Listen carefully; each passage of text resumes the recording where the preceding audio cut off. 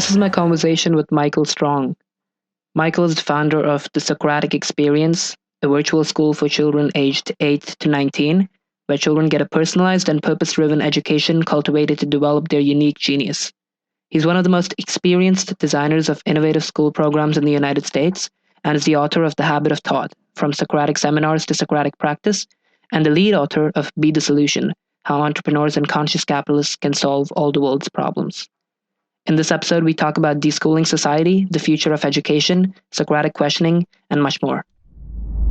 Despite the fact that we can't predict where the growth of knowledge might lead us to, what's your vision for education in 20 years? Well, thank you. I'm all about learning how to learn. So if one can learn anything quickly and well on one's own, then I'll give you an example. Somebody pointed out the other day that right now, pundits succeed online if they master social media, but AI algorithms will most likely determine what content each of us sees in our media feeds of whatever sort, VR or social or whatever it is. And so the next generation will have to be, if you want to succeed in an online world, you'll have to know how to master the algorithms. But we have no idea what those algorithms are going to be. And of course, they'll be rapidly changing and very different. So what does it look like to have a mind that can optimize itself, interactions with an AI algorithm 20 years from now? We have no idea. Is it going to have anything remotely resembling the kind of mastery to complete a high school chemistry or a history course? Not at all. It'll have to be very nimble, very attuned to what's going on, very intuitive, very far-reaching, very adaptable. So learn how to learn in the most radical, unexpected ways possible. Amazing. And so do you have like a faint vision or some sort of a mountain that you would want to climb or be at in a long-term horizon, speaking of, and something about education? So, one of the ironies right now is there's enough content online so that in principle, anyone can learn anything for free right now. It all exists. It's all there. I personally feel empowered to learn anything I want anywhere right now, but most people don't. This is where we still live in a system where most people spend a lot of time in schools and believe they need a teacher to learn something. And so I would like to create, and I think of it as a cultural issue. That may sound strange, but in a traditional classroom, the norm is that the teacher teaches, the student is the passive recipient, the teacher evaluates the student needs to do as the teacher says. There's a whole structure of passivity built into traditional education. Whereas my vision of education is that we create subcultures where the norm becomes, how do we learn on our own? How do we support each other in learning on our own? How do we create learning teams, learning clubs, so that we can be way more effective? So I'd like to see in less than 20 years, if possible, millions, hundreds of millions of learning clubs, learning teams spontaneously forming. Right now, I'm developing structures to ensure that these learning clubs or learning teams can succeed on their own. Harvard CS50 is Harvard's Introduction to Computer Science. It's the most popular course there. Obviously a useful, prestigious club or a course. They teach Python. And I'm structuring clubs in my school and for the public where people can learn to succeed at Harvard CS50 by means of a club structure. And once we have determined how to do that, then in theory, we can provide protocols so that any group of, say, 5 people anywhere can get together in a club and succeed on any of these online college courses and thereby educate themselves. Right now, there's a 3% success rate of MOOC, massive online open courseware courses for, say, Harvard and MIT courses. We want to take that from 3% success rate to, say, 50% success rate, because you would take the 4 people you respect most and work with them together on taking a course. And yeah, why not, take a Harvard course this year with your friends? Yeah, that sounds ambitious. And Ivan Illich actually proposed this idea of learning webs in his radical book, Deschooling Society.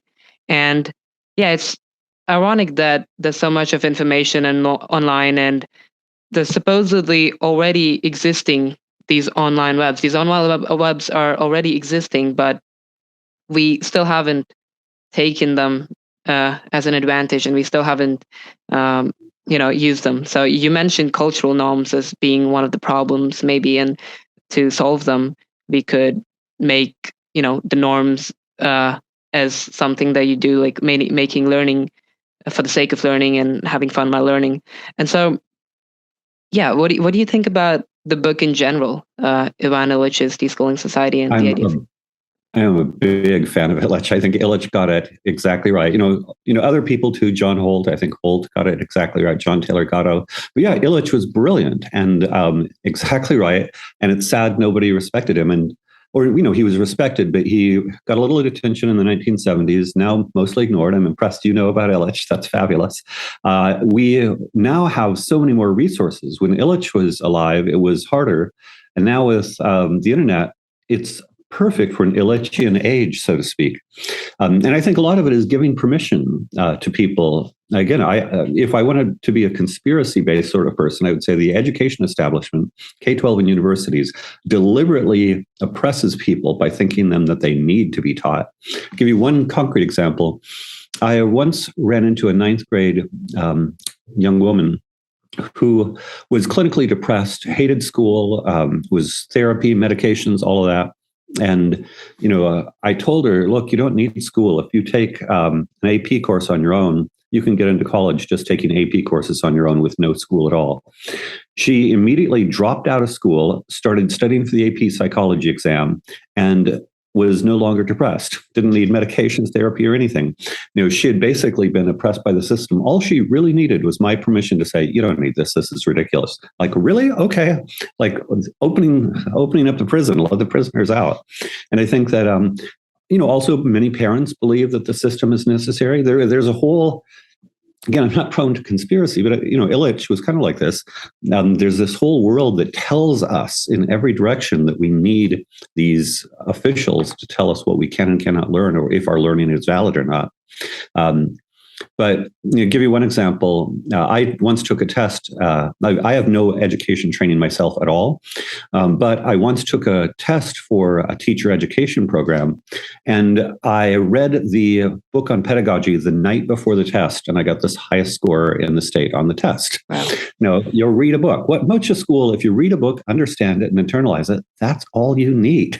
With math, you have to learn how to solve the problems. But performance is everything. School is unnecessary. Skills are valuable. As long as you can perform, it should not matter how you got your skills. So I'm very big on that. There are also in many places, credentialing systems and say occupational licensure. So there are places where you are forced or required to jump through certain bureaucratic hoops to have an education or to have certain job opportunities, not the education, the job opportunities. In the US, less than many places. And so one of the other necessary things we need to change is to eliminate credential requirements and occupational licensure. In the tech world in the United States, many big companies, Google doesn't care about credentials, Apple doesn't care about credentials. And a lot of the big tech companies, they want people who are good at what they do, and they have absolutely zero requirement for credentials. I've known high school dropouts that make hundreds of thousands of dollars a year at Google, Apple, that sort of thing, because they just don't care. Can you code? That's it. Yeah, definitely. If you want to scale, the ideas of alternative education, I think a great barrier right now is the act of credentialing. As you said, some big places don't need them anymore. But if you want to make these ideas more mainstream and make alternative education the norm, then perhaps it'd be great if we should be wanting to eliminate the need for credentialing. How do you go about doing that? How do you replace the act of credentialing? Do you do some proof of work, something like that? No, there are many paths, and there should be many paths. My school is Socratic Experience. We give students a choice between an accredited high school diploma and a non-accredited one. And some parents and students feel safer with the accredited high school diploma. Some feel as if it's completely unnecessary. I'd say things like SAT and AP exams can be official and give students the credibility they need to get into the colleges they want. In the world of coding, GitHub is a public platform where you can demonstrate your ability by putting great code on GitHub. And other software developers can look and say, hey, what does Arjun's code look like? And if you write great code, I've known people who have gotten jobs in tech by writing open source code and putting it on GitHub. And that today is a better credential than, say, a computer science degree, because it's actually demonstrating that you know something. In the world of video production, if you do amazing video, that's what counts. In the world of digital marketing, if you can show that you've grown an audience for a customer, that's what counts. And so I encourage people to think very concretely, what does it need to demonstrate proficiency in something? And sometimes it is tests and sometimes it is credentials. That's okay. But in many ways, it's performance-based. I saw a survey of digital creatives, people who do creative work online, and 95% of them said that skills are more important than credentials, which makes sense. If you're going to hire a graphic designer, a video producer, an audio engineer, anything like that, all that matters is, are they good at the skill? It doesn't matter what credentials they have. Definitely. And definitely, like, the whole online world, whole virtual world has made this much, much easier. You can just go on Twitter and connect with people, and then you're like having a podcast with them next time, and it's amazing. So, and GitHub and all those other platforms are allowing us to broaden the idea of credentialing and proof of work. And so, yeah, that's pretty awesome. So, yeah, you were mentioning how we sort of taking for granted that we need school as a society. And some people tend to have this view that school should teach certain things, like it would be better if school taught you about money, or only if you had health and wellness as a subject in school. But I don't think we need more things taught at school. A lot of adults learned calculus when they were at school, but most don't remember it. And maybe they didn't learn well. The problem then is not school, I think, but that the problem is not that school doesn't teach you certain things, but that it teaches you in the first place. Well, also, I would agree, and add force. That is, I think anytime you force people to do anything, they're less likely to accept it and do well at it. It's so obvious, but we've accepted coercive schooling for so long that people forget this. But to take your examples, finance and health, many students, first of all, hate health class, at least in the United States. It's one of the stupidest classes of all. And yet most people do want to be healthy long term. And I find that if you make things optional, if you propose things and only have the students, first of all, if I have a class that only consists of students who want to be there, the quality of the class is an order of magnitude better. And it makes sense. If you're in a class with, I would say, a bunch of prisoners, people who, for whatever reason, don't want to be there, are resentful, are angry, are, resisting, it destroys the entire learning environment. And that's why the model of learning club or learning team is better, no matter what you're learning. If they were learning, guitar, and half the class hates guitar, that would destroy the guitar class. So why people think it's good to force people to learn X, Y, or Z is beyond me. But again, that's the norm. And so I found that as long as you make it voluntary, bit by bit, most people do want to learn things that are good for them. They do want to learn how to make money. They do want to learn how to have good relationships. They do want to learn how to make the world a better place. You name it. And at different rates. Some people are ready at 12, some people at 17, maybe some people not till you're 25 or whatever. But I actually think in a world where all education was voluntary as opposed to coerced, we would have a better culture, healthier people, more social mobility. I see K-12 school as a prison system, and most of the students feel like prisoners, act like prisoners, and it contaminates the entire learning experience. One of the analogies I like is, suppose that we thought that love, sex, and marriage were so important we should force people. And so we kind of had this coercive, you're forced to love here and forced to have sex here and forced to marry here. That would be a disaster. And yet that's essentially what school is. Something that should be a voluntary, joyful, beautiful activity is all prison all the time. And that's why we have the world we have today.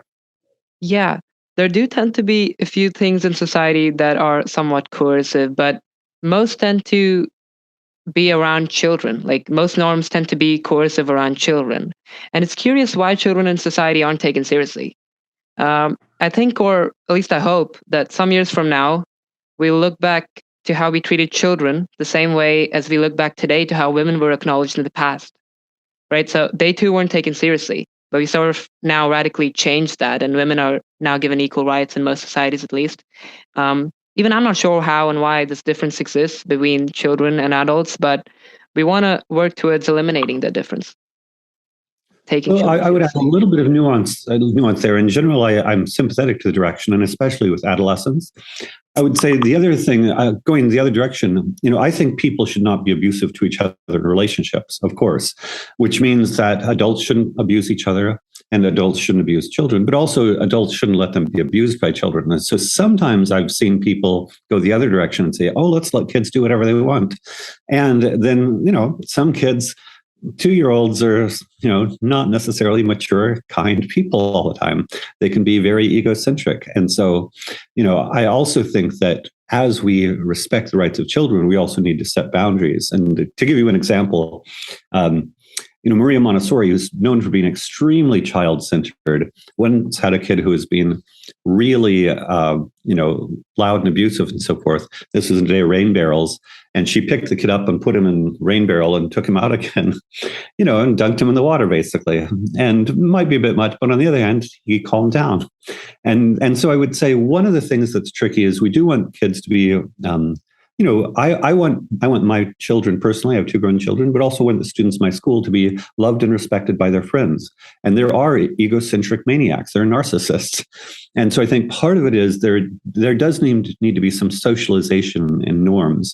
But again, I think in a healthy marriage, the partners respect each other, and everybody can get out of hand. And so I would just add a little bit of nuance that there is a socialization process with children so that we all don't become the terrible twos our whole lives. Does that need to be coercive? No. But does it mean we set boundaries with kids? I literally have seen adults who let their kids walk all over them. So at least in the United States, it has gone occasionally the other way. So a little bit of nuance. Yeah, I think constraints don't always have to be coercive. So you can have constraints that's advantageous to the children, to the parents, both of them, and they don't necessarily need to be coercive. So that works both ways. Yeah, healthy boundaries. I would say healthy boundaries, and that includes healthy boundaries around how the child is allowed to act towards adults. For sure. Yeah. So I want to turn it to the Socratic method of questioning, because your school obviously is known as the Socratic Experience. And so could you just describe what the Socratic way of questioning is? Sure. So I'll do a simple version and a much more sophisticated version. There's continuity between the two. So in a certain sense, Socratic questioning is simply asking, why do you think what you think? Why do you believe what you believe? Why do you understand the world as you do? And that is helpful because it forces the person listening to the question to come up with reasons and justifications for their beliefs, their ideas, their understandings. And it develops kind of metacognitive awareness in the mind. Oh, even in a math problem, I came up with this problem because I was thinking it through like that. And it forces them to examine more closely. I've Socratically worked children through math problems where they correct their own mistakes, because when you call attention step by step to their thinking process, they say, whoops, I made a mistake there. Likewise in reading.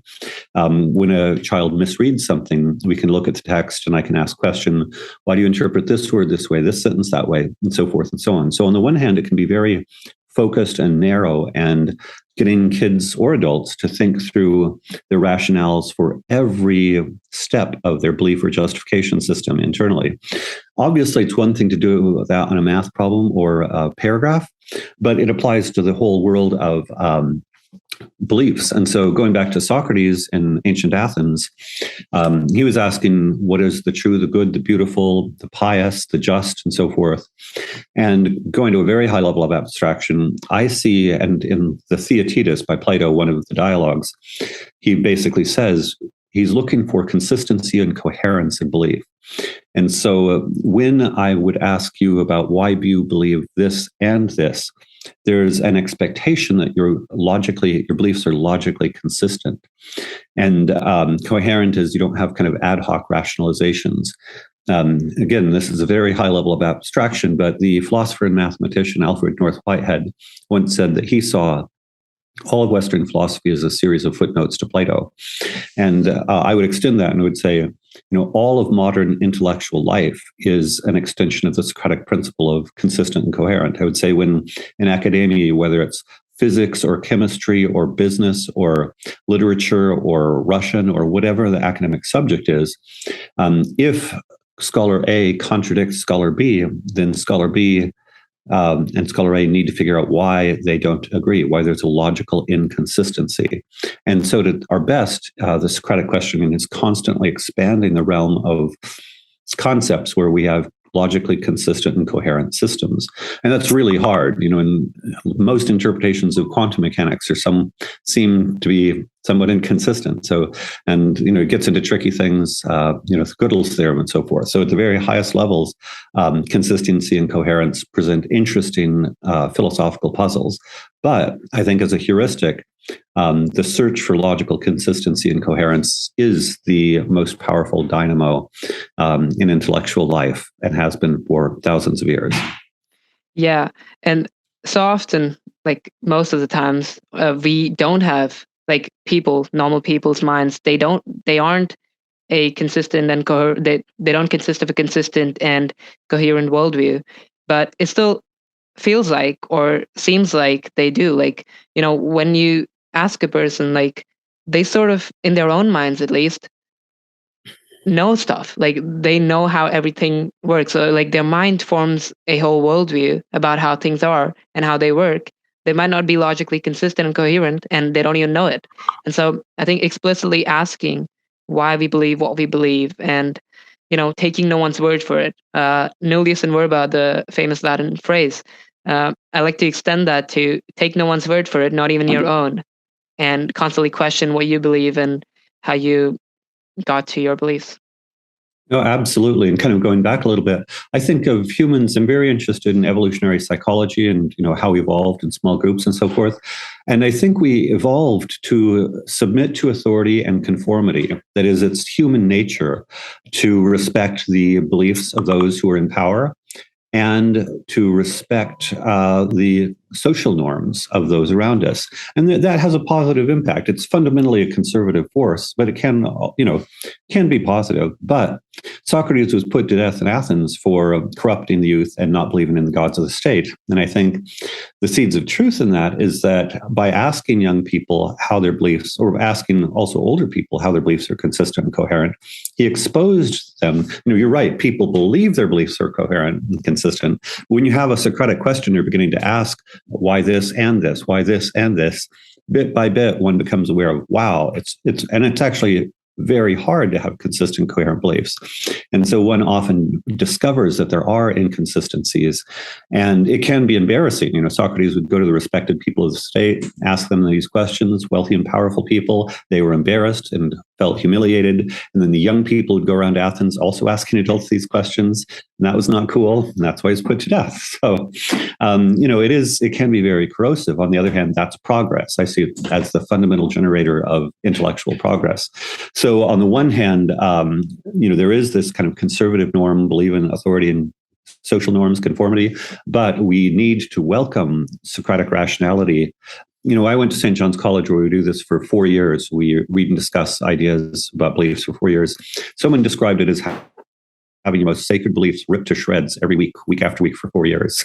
I think that's exactly right. The more different topics one thinks about, it's really hard to develop consistent, coherent beliefs across the entire realm of understanding. Yeah, definitely. And, we were talking about, you're talking about how progress depends sort of on the unreasonable man. I forgot who that quote is from, but yeah, so definitely it is sort of human nature to conform to authority.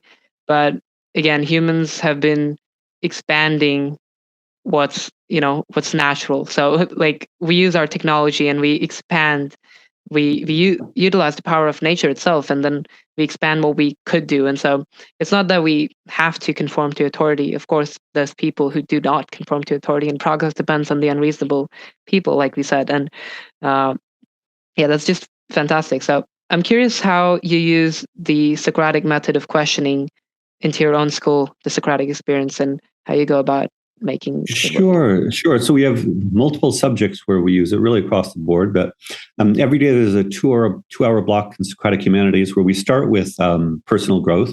We ask questions such as, how do you learn from your mistakes? How do you set goals? How do you deal with anger? Really ask questions about who we are, where we're going, and why we're going there. So it's much more personal. Then in the humanities itself, we read complex texts, mostly classics from world civilizations. We read, Chinese, Indian, European, Greek, Roman, all kinds of different texts. But we ask, what does the text mean and why? And so that helps develop reading abilities while also giving a big picture perspective. We also have STEM classes where, with both math and science, we ask how we have hard problems to solve in math. How do you solve it? How do you use this technique? Why do you use this technique? How should we approach it? With really hard math problems, there are lots of different pathways in, and so it's interesting to see how different people develop problem-solving strategies. And in science, we also get into questions such as, why do scientific theories come into being? What are the challenges with those theories? What is evidence? What is theory? Why do scientists change their mind? Those sorts of things. So very big picture. So I would say across the board, we set a norm where we're thinking and talking about ideas. We do, in something concrete like our Python class, mostly the kids are working on learning Python. But, if they run into a bug in the program, okay, why isn't it working? Why did you do this? Why did you do that? And we kind of, by means of questions, try to figure out in a very concrete way why this program isn't working. So it can be either big picture, metaphysics, epistemology, the whole universe, or it can be very granular. How do we solve this problem? What's going on in this situation? Sure. That method seems to work in both ways. And yeah, it's definitely a good way to lead a good life. And so, yeah, there's a lot of hype around gamifying learning, which you surely must have heard about. And I'm curious what your thoughts are on the process of gamifying learning and how that is to you. Sure. So, I'm a pluralist. And so because I'm a pluralist, and so much of education is bad, absolutely, when useful to gamify. And insofar as, there are different versions of gamification. Some versions of gamification are slow and thoughtful. But I'd say most gamification, kind of the whole idea of a lot of games is dopamine driven. Let's get a dopamine hit for getting a point. And I would say that's very much the opposite of what we're doing. We're trying to kind of get people to slow down and think very carefully. And so in some ways, I would say we're the opposite of a gamification, or you could say it's a complement. So again, maybe for some trivial things, there are places where it might be useful to memorize something very basic, in which case, let's go ahead and gamify it so you can just kind of, memorize these vocabulary words or whatever. But if you want to get a big picture, thoughtful perspective, okay, let's stop the dopamine hits. Let's develop a different kind of taste, really, for slow thought. Make sense? Yeah, totally. And I mean, gamification of learning can also be making perhaps maybe the uninteresting to some people a little more interesting. Like they could not be liking it first. And I would add, by the way, I was thinking at one extreme, gamification can mean the dopamine hits. I'm much more interested personally in sandbox games where there's creative opportunity. So if in a sandbox game, then it's not necessarily about dopamine hits. There, it can be about what can I create in this universe? Yeah. And that is much more amenable to kind of slow, thoughtful approach we do. And so I would say, insofar as gamification is appropriate, we would be in the kind of sandbox game universe. Yeah, we were at Gamifying Learning. So you talked there about your sandbox example. And I was thinking that gamifying learning can also be a good way to make things interesting, make, the boring interesting. And sure, the dopamine hits, they do make sense. And there's a time for that. And there's a different time where we want to take things slow and, build it up to that. And that can be interesting as well, of course. And yeah, I've heard that reading was a big thing for you and your ideas. So yeah, how did you go about reading? Was school helpful for it? Because I don't think it. No, school is, I would say the best part of my education is I grew up in northern Minnesota. with long winters and very bad TV reception. So actually, because this is even before video games were just starting when I was late in high school with Pong and so forth. But even television, is addictive. It can be addictive. People want to watch stuff. They make it entertaining.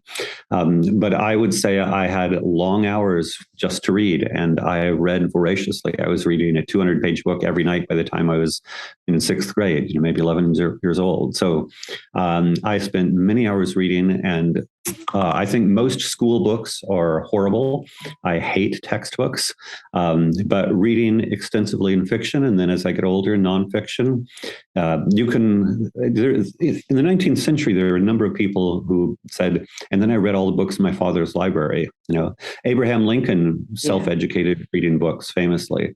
And so, certainly in STEM with math, you have to solve problems. But in the humanities, if you read a lot, one of the things I actually find is that if you read a lot, writing becomes natural. Many people hate writing in school, and that's because the teacher gives them an assignment. It's meaningless. What do I do this? Why do I do this? But if you are a reader, I find usually at some point people have something they want to say, and they've got so many hours of language embedded in their brain that developing a written voice comes naturally. So I would say extensive reading supports both reading and writing, and then understanding just about everything. Yeah, that definitely was true for me. Like I picked up some books during lockdown and just for the sake of reading. And later I went on to actually reading for the act of learning and having fun. Earlier, it was actually just for the sake of telling people that I read a book. Like actually not just telling people, but even like feeling good for myself that I read one book, I read two books, and I'm at like the 208th page of this book and, reading those books. But later on, I think I picked it up and I fell in love with reading, and it completely won me. So it led me to writing, online and meeting so many amazing people. So yeah, obviously grateful for the books and stuff. And Noel has this famous quote where he says, "Read what you love until you love to read." And this perhaps even tells you why most people don't like to read. It's because they had this bad experience trapped inside a school where they needed to read particular texts, so plain and boring, and most importantly, not cater to their interests. So yeah, no wonder most people don't read any books, and how horrible. I would even push that, and I would say for many students, they would be better off spending the years from, say, 10 years old to 14 years old doing nothing but reading than going to school. I've actually fantasized if I went to a super low-cost school, just have a place where they come and read, and kids read for 6 hours a day. No teachers, just a quiet, thoughtful place with tons of great reading materials. And I would think most students would actually learn more. If you want, they could do a little bit of math in addition, so maybe an hour of math every day, and then just 5 hours of reading, and forget teaching altogether. Yeah, that's brilliant. Yeah, like you mentioned teaching just now. Teaching and learning, like most people think learning is a product of teaching. Again, Illich's ideas come to mind, but it's not necessarily the case, and almost sometimes never is. Like when you're teaching, you're just putting ideas, you're supposedly putting ideas inside of kids' heads, and you're like thinking, they'll just absorb all the information and throw it out on the test. But that's very different from actually learning about things. Well, I would even push a little bit farther. And this is obnoxious that I say this, but it's true for me personally. I find teaching rude.